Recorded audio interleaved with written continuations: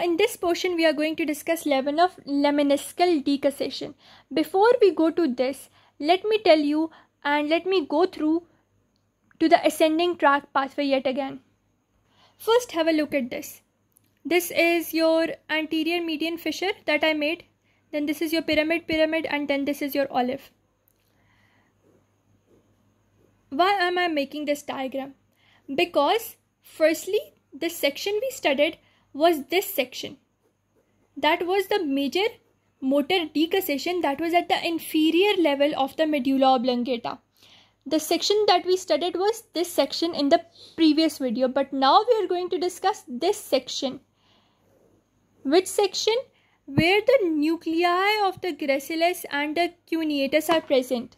And when we were studying ascending tracts, we studied that the fasciculus gracilis and fasciculus cuneatus, they came and they innervated these nuclei, and when they innervated the nuclei, their fibers crossed and moved upwards. Similarly, the fibers on this side, they crossed and they move upwards and they formed the lemnisci, which were known as the medial lemnisci. So now we are going to discuss this level of the decussation, which is the medial lemniscal crossing over. Then the other crossing over was actually the crossing over of the descending tract, but now we are going to study the crossing over of the ascending tract, rather most probably the dorsal ascending tract, which is known as the dorsal column medial lemniscal system, which carries the fine movement, which is the most modern one. So coming to this diagram again, you have remembered this. This is the anterior median fissure. This is the posterior median sulcus. Similarly, the main things that we studied, the spinocerebellar tracts, the anterior and the posterior spinocerebellar, then the lateral spinothalamic, the pain and temperature pathway, they are going to be consistent with the above one. Even this substance of the or nucleus of the trigeminal nerve, which replaced the substantia gelatinosa, it is also present. Along with the accessory nerve, now we have another nerve which is going to come. And what was this nerve? This is the hypoglossal nerve. Why? It is hypoglossal nerve because it is coming out of the junction between the pyramid and the olive. So this is going to be hypoglossal. So accessory plus hypoglossal nerve. Another thing, the central canal will be same over there because central canal will become fourth ventricle in the uppermost portion of the medulla. So this is the middle level of medulla. So 3 ascending tracts. Similarly, 2 nerves. One is going to be the accessory nerve. One is going to be this nerve, which is the hypoglossal nerve. Then pyramids are over there. And on the posterior part, near the level of posterior median sulcus, what do we see? We see this gracile tubercle. Then we see this nucleus tubercle, and between the gracile and the nucleus portion, between the tubercle and nucleus portion, what do we see? The fascicle. What is fascicle? White matter. But what do we see over here is actually the decussation. And what decussation is this? This is the decussation of the ascending dorsal tract. That is why we call it the sensory decussation, because the ascending tracts are always sensory in nature.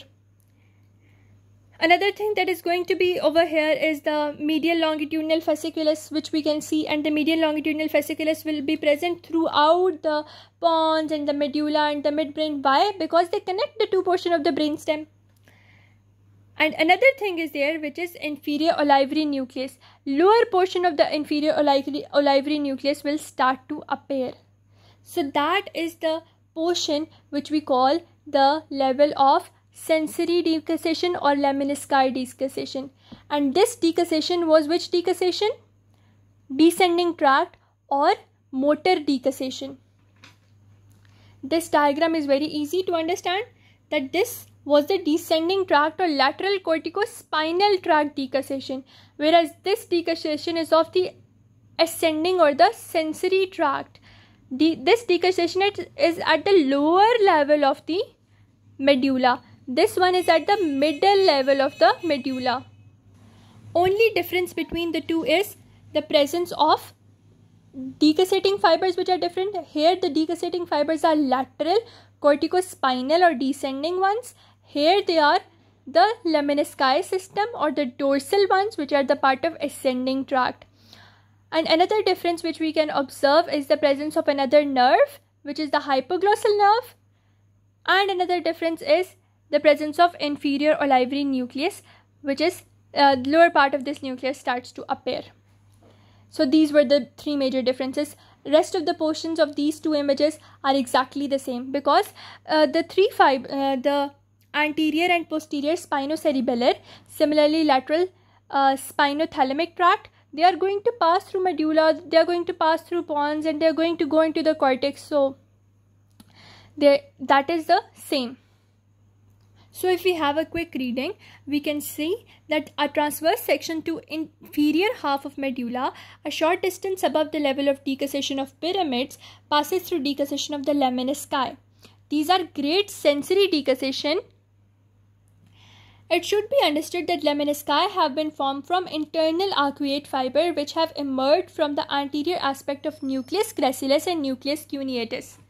That nucleus gracilis and nucleus cuneatus, they were giving rise to certain fibers which are actually internal arcuate fibers, and then they give rise to the medial lemnisci moving above.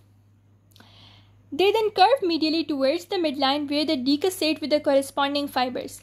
The nucleus of the spinal tract of trigeminal nerves lies lateral to the internal arcuate fiber, where these are the internal arcuate fibers in the midline, whereas this trigeminal nerve nucleus is on the lateral side.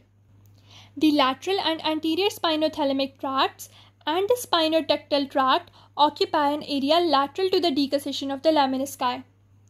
This anterior and posterior spinocerebellar as well as lateral spinothalamic tract is over here, and they are very much lateral to the, or you can say anterolateral to the decussation lemnisci or the internal arcuate fibers. So trigeminal nerve is posterolateral, whereas these fibers, these ascending tracts, are anterolateral.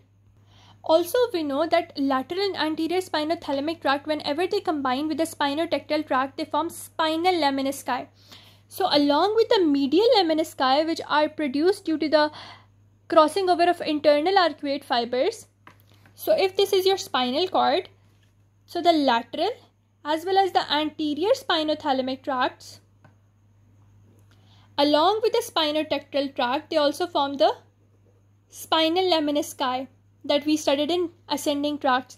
And the spinal lemnisci will be over here, and they will be also found in this portion of medulla, but we cannot find it in the diagram.